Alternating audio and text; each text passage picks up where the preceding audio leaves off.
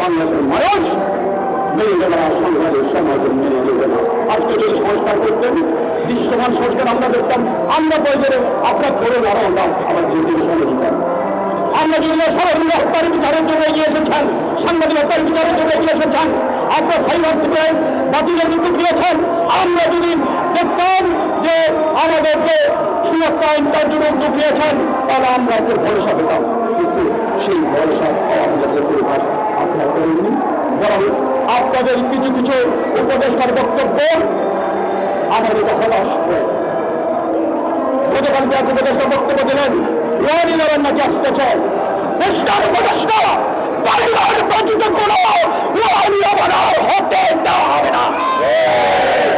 এই চিন্তা ধরুন একজন উপদেষ্টা তথ্য উপদেষ্টা বলেন, দায়িত্বশীল জায়গা থেকে এর সাহস আপনাকে পেরিয়েছে। কথা বলেন, আপনার লজ্জা থাকলে যদি 9/11 আসে, আপনার লজ্জা থাকলে আপনার তো ক্যান্সার পর্যন্ত করা উচিত যদি সত্য হয়। বসুন্ধরা টিস্যু, অশুদ্ধতার বিরুদ্ধে এক বিন্দুও ছাড় নয়। এসব বালখিল্যতা রাষ্ট্রীয় পদ্ধতি করা যায় না।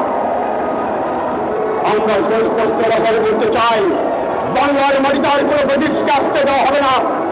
বাংলার মাটিতে আর কোনো হবে না।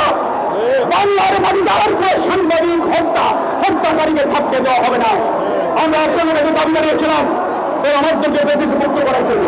কি করেছেন?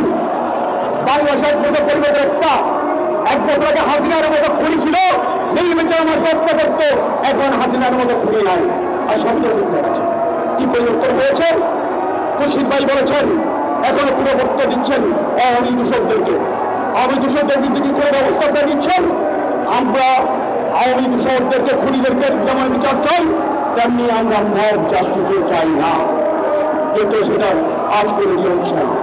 সবশেষে বলে আমাদের আহ্বান, আমাদের সাংবাদিকদের ভাবেরাগুলো দ্রুত বস্ত্র বাইরের উদ্যোগ নেন।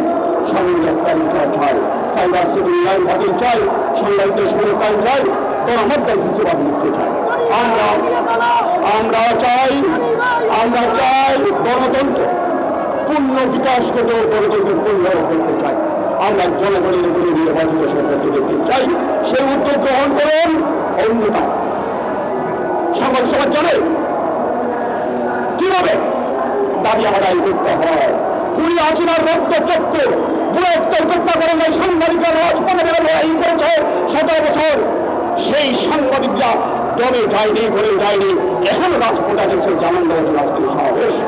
আমরা যদি অচিরেই যদি আপনার দেশকে গণতন্ত্রের পথে ফিরিয়ে না দেন, আমরা সাংবাদিক সমাজের রাজপথে নামতে বাধ্য হব। সেই জায়গায় আমাকে নেওয়ার চেষ্টা করবেন, আমাদেরকে আপনাদের সবাইকে অবলম্বন।